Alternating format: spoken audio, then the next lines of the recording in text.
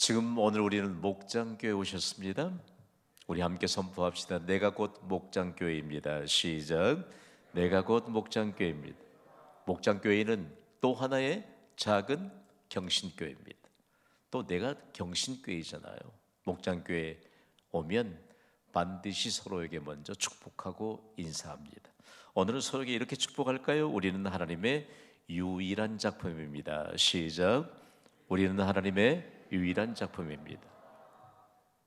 경신교회 동역자들은 자존감이 매우 높습니다. 왜냐하면 우리가 하나님의 유일한 걸작품인 것을 알기 때문입니다. 절대로 자기를 폄하하지 마십시오. 하나님이 우리를 유일한 걸작품으로 만드셨습니다. 실제로요, 사도 바울을 연구하다 보면 사도 바울이 인물이 좀 안 된 사람입니다. 그럼에도 불구하고 그가 자신이 하나님의 유일한 걸작품인 것을 깨달은 이후에 이방에 있는 교회들, 특별히 에베소 교회를 향해 이런 내용으로 서신을 전달했습니다. 에베소 2장 10절 말씀입니다.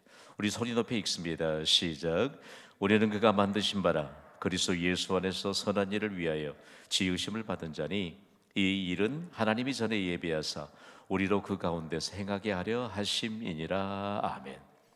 하나님이 우리를 만드신 데는 목적이 있다는 말씀입니다. 그리고 우리를 구원하신 데는 반드시 하나님의 목적이 있습니다. 중요한 것은요, 바울이 구원받은 우리가 하나님이 만드신 바라고 말합니다. 우리는 때때로 언어의 한계를 좀 인정해야 합니다. 신약의 원문인 헬라어는 여기에 하나님이 만드신 바라라고 바울이 증가하고 이 말을 헬라어 단어 하나인 포이에마라고 하는 단어를 사용하고 있습니다. 제가 포이에마 하면 여러분은 하나님의 솜씨라고 선포해 주세요. 포이에마. 영어 성경 NIV 버전은 생각과 생각을 꿰뚫어서 번역한 아주 잘된 번역본입니다. 거기에 하나님의 솜씨라고 번역하고 있고, 실제적으로 이것이 다름 아닌 하나님의 유일한 걸작품인 것을 말하고 있습니다.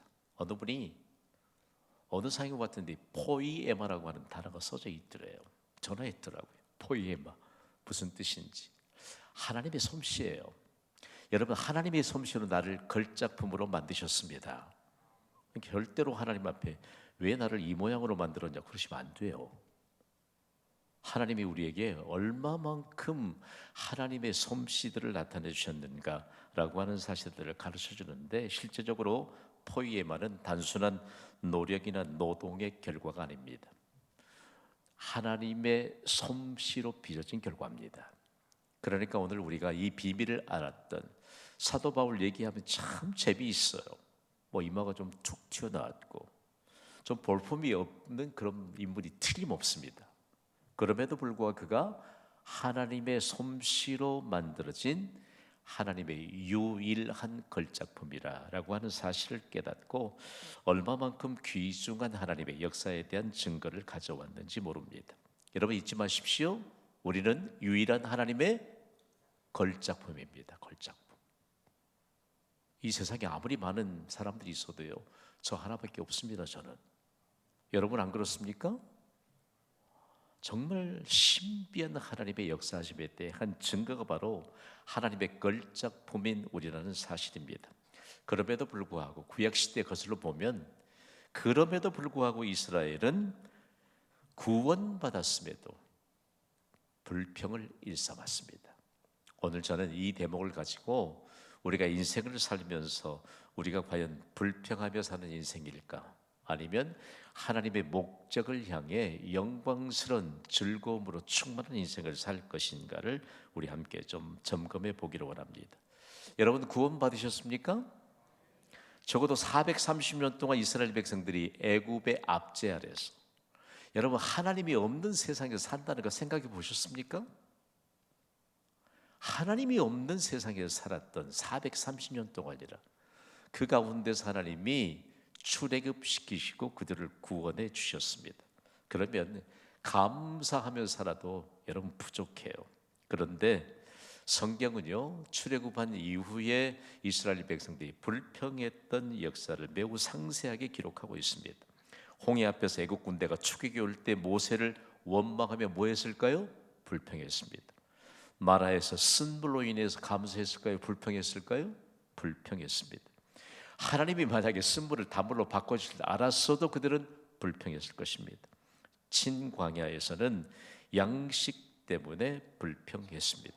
더욱이 르비딤에서 마실 물이 없어서 모세와 다투면서 불평했습니다. 모세가 시내산을 하나님과 대면하고 있을 때 불평했습니다. 애굽에 섞여 나온 다른 인종들이 악한 말로 선동할 때 불평했습니다. 잘 들어보세요. 왜 애굽에서 섞여 나온 다른 인종들이 악한 말로 이스라엘 백성들을 왜 불평하게 했겠습니까? 그들은요, 애굽에서 먹었던 고기 생각으로 막 이스라엘 백성들을 선동했습니다. 부추도 먹었잖아요. 파와 마늘도 먹었던 옛날을 생각하면서 광야에서는 그것도 없다라고 하면서 이스라엘 백성들을 부추기니까 이스라엘 백성들이 덩달아 불평했습니다. 자, 중요한 대목 하나. 가데스바네아에서 정탐꾼들의 부정적인 보고를 듣고 그들은 불평했습니다. 하나님 베푸신 기적을 거듭 경험해서 불구하고 이스라엘의 삶의 주제는 불평이었던 것을 여지없이 드러낸 현장이었습니다. 여러분, 우리의 삶의 주제는 불평과 원망이 아닌 감사이기를 주님의 이름으로 선포합니다. 감사하면 됩니다. 여러분, 감사하면 해답을 반드시 주실 줄 믿습니다. 그러면서 그들이 가데스바네에서 불평하면서 그들이 40일 동안 가나안 땅을 두루 탐지했던 상황 속에서 그들이 가나안에 진입할 수 있는 기회를 놓쳐버렸습니다. 그리고 지금까지 광야에서 지내왔던 2년 동안 더해서 38년 동안을 그냥 광야에서 혹독한 훈련 속에서 방황하는 과정을 겪어야 했습니다. 그래서 광야에서 40년이 되던 해 모세는 출애굽 2세대들에게 약속의 땅 가나안을 바라보면서 하나님의 약속을 선포하고 있습니다. 이 부분 함께 읽어볼까요? 시작. 모세가 선포한 신명기는 출애굽 2세대가 약속의 땅 가나안을 눈앞에 둔 모압 평지에서 하나님과 제2 언약을 체결하고 받을 율법입니다. 중요합니다. 출애굽 2세대들이 지금까지 살아왔던 광야 생활과는 전혀 다른 문화 속에서 살아야 합니다. 그러므로 그곳에서 지켜야 될 하나님의 법을 선포하고 있는 것입니다. 이 내용을 빼곡하게 기록하고 있는 성경이 바로 신명기입니다. 그렇다면 신명기의 핵심은 무엇으로 증명되고 있을까요? 매우 방대하지만 신명기 8장 속에 하나님의 목적이 뚜렷하게 구분돼서 기록되어 있습니다. 하나님의 목적 첫 번째는 우리 함께 선포하시죠. 하나님의 말씀으로 살라. 여러분, 하나님의 말씀으로 살 수 있습니까? 별로 시원찮습니다. 대답이 하나님의 말씀으로 살 수 있습니까? 이것이 믿음입니다. 하나님의 말씀으로 살 수 있다고 고백하는 것이 믿음입니다. 오늘 보면 신명기 8장 3절 말씀 우리 함께 좀 읽어볼 텐데요. 우리 소리 높여 읽습니다. 시작. 너를 낮추시며 너를 줄이게 하시며 또 너도 알지 못하며 내 조상도 알지 못했던 만나를 내게 먹이신 것은 사람이 떡으로만 사는 것이 아니요 여호와의 입에서 나오는 모든 말씀으로 사는 줄을 내게 알게 하려 하심이니라. 아멘. 자, 만나는 아무리 강조해도 인류 역사 이래 전무후무한 종합 영양식입니다. 몇 년 동안 먹었지요? 40년 동안 먹었습니다. 중요한 내용 하나를 우리에게 가르쳐 주는데 하늘에서 내려주셨던 하늘 양식입니다. 다른 영양 음식을 먹지 않아도 충분한 영양분이 공급된 정말 전무후무한 종합 영양식 만나를 먹고 그들은 불평했습니다. 지금 만약에 이런 종합 영양식이 있다면 불티나게 팔릴 겁니다. 없습니다. 여러분, 아무리 영양을 많이 보충한다 해도 좋은 게 있고 또 맞지 않는 게 있고 맞는 것도 있지만요, 만나를 더 이상 찾아볼 수 없는데 그 만나가 다름 아닌 우리의 손에 들려져 있습니다. 제가 만나 하면 여러분은 하나님의 말씀이라고 선포해 주세요. 만나, 하나님의 말씀, 하나님의 말씀입니다. 하나님께서 비상시에 내려주신 하늘 양식인 만나는 곧 하나님의 말씀입니다. 하나님이 광야에서 만나를 내려주신 목적은 하나님의 말씀대로 살게 하시는 40년 동안의 훈련이었습니다. 만나를 통해서 우리도 하나님의 말씀이 성경대로 살아야 할 우리의 일상을 보여주고 있습니다. 가까이 있는 분에게 오늘 이렇게 좀 질문해 봅시다. 목장교회 오셨으니까. 목장교회 가면 뭐 질문도 하고 또 대답도 하잖아요. 오늘 큐티 하셨습니까? 시작. 오늘 큐티 하셨습니까? 저는 했어요. 저 말고 가까이 있는 분에게 오늘 큐티 하셨어요? 시작. 오늘 큐티 하셨어요?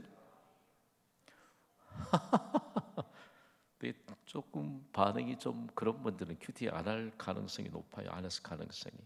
자, 만나는 언제 내렸지요? 이른 아침에 온 땅에 내렸습니다. 만나는 이른 아침에 온 땅에 내렸습니다. 중요한 것은요, 사람들은 아침엔 햇빛이 뜨거워지기 전에 만나를 거두어야 했습니다. 요즘 스마트폰 안에 별의별 뉴스가 다 뜹니다. 스마트폰 열어보기 전에 성경 열어보시기를 주님의 이름으로 간곡히 부탁을 드립니다. 그래야 하나님의 말씀이 나를 통제합니다. 사도 바울이 그렇게 중요하게 여겼던 자기 통제, 자기 통제가 잘 안 되잖아요. 자기 통제가 잘 안 되는 것은 이른 아침 만나인 하나님의 말씀을 섭취하지 못했다는 증거입니다. 다음으로 만나는 날마다 거두어야 했습니다. 어제 큐티 하셨으니까 오늘 좀 생략하셨습니까? 아니면 어제 식사하셨으니까 오늘 식사 안 하신 분 계세요 혹시? 대단히 위험한 일입니다. 그래서 날마다 하나님의 말씀을 우리가 섭취해야 되는 것처럼 중요합니다. 자, 만나라고 하는 것에 대해서 우리가 중요한 내용들을 가르쳐 주는데 광야 생활은 참 재밌었을 것 같아요. 여러분 기운이 센 사람도 있고 기운이 좀 약한 사람도 있잖아요. 그런데 아침에 나가서 만나를 뭐 욕심껏 자기의 생각으로 다 거둬와도 장막에 들어와서 오멜이라고 하는 도량한 기구에 재보면 다 똑같았습니다. 그러니까 공평하신 하나님. 그런데 그것을 조금 믿음이 좀 연약해서 내일 이른 아침에 만나가 안 내리면 어쩌지? 좀 남겨놨습니다. 어떻게 됐죠? 다른 교회 성도님들이 많이 오셨네요. 어떻게 됐어요? 벌레가 났지요? 못 먹게 됐습니다. 여기에 중요한 교훈이 있습니다. 그리고 예외적으로 이틀분을 거둬야 될 때가 있는데 안식일을 위해서 이틀분의 만나를 거둬야 했습니다. 이틀분 하루 먹고 그 다음날 것 열어봤더니 벌레가 생겼나요? 안 생겼나요? 생기지 않았습니다. 그러니까 오늘 이 시대를 살아갈 때 우리에게 있어 가장 중요한 것은 주의를 거룩하게 구별하여 지키라는 하나님의 가르침이 40년 동안 있었습니다. 자, 오늘 우리에게 있어서 그리스도인의 생명인 주일 성수는 성경대로 사는 믿음에 대한 증거입니다. 만나를 통해서 얼마나 큰 교훈을 주시는지 모릅니다. 하나님의 말씀으로 살아가시기를 예수님이 또 한 번의 광야에 관한 배경들을 가지고 하나님의 입으로 나오는 모든 말씀으로 살 것이라고 가르치셨던 것처럼 반복도 반복해야 합니다. 중요한 건 육신의 배고픔입니다. 육신의 어려움이 많습니다. 그러면 이 만나를 하나님의 목적인 하나님의 말씀대로 살라는 이 목적을 어떻게 적용해야 할 것인가? 우리 함께 좀 읽어볼까요? 시작. 육신이 배고프면 오히려 하늘 양식인 하나님의 말씀으로 영혼의 배고픔을 먼저 채워야 합니다. 영혼의 배고픔이 채워지면 비로소 육신의 배고픔이 채워지는 새로운 역사가 일어납니다. 우리 교회 역사 안에 있습니다. 과정이 어렵잖아요. 한 사람의 예배자가 필요하고 한 사람의 기도자가 필요합니다. 지금도 마찬가지입니다. 주님 다시 오실 때까지 한 사람의 예배자가 더 필요한 것이 교회입니다. 여러분이 한 사람의 필요한 예배자로 사시기를 주님의 이름으로 간곡히 부탁을 드립니다. 한 사람의 기도자를 더 세워야 할 필요가 있는 것이 바로 교회입니다. 그런데 오늘 우리에게 잘못 해석하면 너희는 먼저 그의 나라와 그의 의를 구하라 그리하면 이 모든 것을 너희에게 더하시리라고 말씀하셨습니다. 육신의 배고픔이 여러분 중요한 것인데 영혼의 배고픔을 먼저 채워야만 해결된다는 말씀입니다. 일시적인 방편을 될 수 있을지 모르겠지만 결단코 해결책은 되지 않습니다. 그러므로 약속의 땅 가나안으로 들어가게 될 출애굽 2세들에게 선포되고 있는 두 번째 목적은 무엇일까요? 우리 함께 선포합시다. 하나님이 보호하신다. 보호하십니다. 전혀 문화가 다릅니다. 그리고 그들이 한 번도 경험해 보지 못한 새로운 땅입니다. 그들이 광야에서는 씨를 뿌릴 수도 없고 추수도 할 수도 없지만, 또한 사람이 아무리 노력해도 의식주를 해결할 수 없는 것이 광야였지만, 그럼에도 불구하고 하나님이 그들을 어떻게 살아가게 했는지를 그들이 이미 선조들을 통해서 보고 배웠습니다. 불가사의한 이스라엘의 광야의 생존 방법은 오직 하나님이셨습니다. 그걸 보았기 때문에 새로운 땅, 약속의 땅 가나안에서도 하나님이 보호하신다라고 하는 이와 같은 것에 관한 내용들을 가지고 그 땅에 들어가면 됩니다. 중요한 것은 광야 생활 40년 동안에 출애굽 2세대들이 1세대들에게 무엇을 배웠느냐? 다름 아닌 3대가 하나님 앞에 선 민족인 것을 그들이 보고 배웠습니다. 그러면 3대가 세대 차이 없이 살아온 민족인 것을 광야에서 배웠는데, 이 놀라운 사실을 신명기 8장 4절은 이렇게 증거하거든요. 함께 읽어볼까요? 시작. 이 40년 동안에 내 의복이 헤어지지 아니하였고 내 발이 부르트지 아니하였느니라. 아멘. 자, 40년 동안 의복이 헤어지지 않았습니다. 하나님이 뻥이나 치시는 분일까요? 자, 40년 동안 입어서 헤어지지 않을 옷은 없습니다. 그런데 하나님은 40년 동안이나 헤어진 의복을 입지 않도록 입히셨다는 말씀입니다. 그러니까 하나님이 공급자 되셨다는 말씀입니다. 예수님은 이와 같은 배경을 토대로 마태복음 6장 30절에 이렇게 말씀하셨습니다. 읽어볼까요? 시작.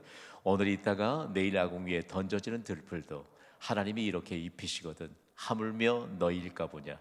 믿음이 작은 자들아. 아멘. 하나님이 보호하십니다.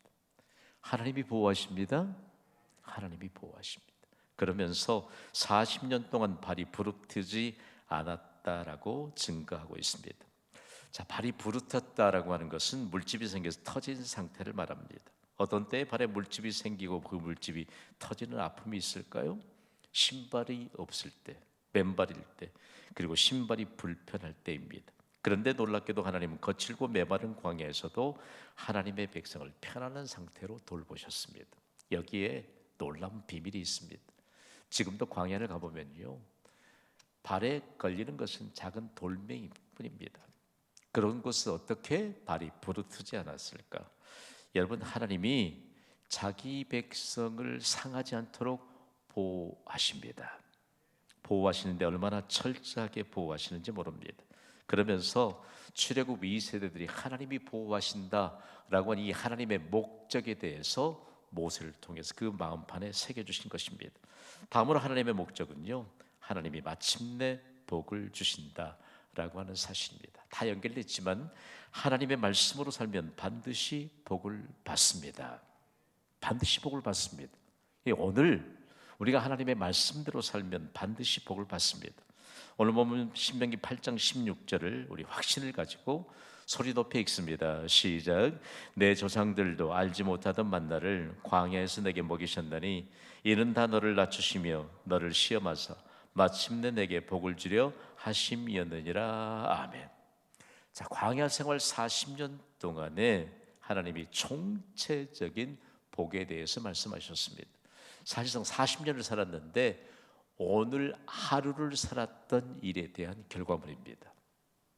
여러분, 인생을 얼마 정도 사셨습니까? 좀 죄송스러운 질문입니다만, 인생을 오래 산 것 같으나 오늘 하루를 산 인생의 결과입니다. 여러분, 믿으시기 바랍니다. 오늘 믿음으로 사는 겁니다. 오늘 믿음으로 살아요. 자꾸만 오늘 믿음으로 살아야 될 것을 내일부터 믿음으로 살 수 있는 것처럼 말하는 것은 그건 믿음의 부재 현상에 대한 분명한 결과물이라는 말씀입니다. 그러면 어떨까요? 40년 동안 이스라엘 백성들이 광야에 살았고, 그리고 하루하루를 하나님의 말씀으로 살면 여러분, 중요한 것, 하나님 앞에서 낮은 자로 임하게 됩니다. 서게 됩니다.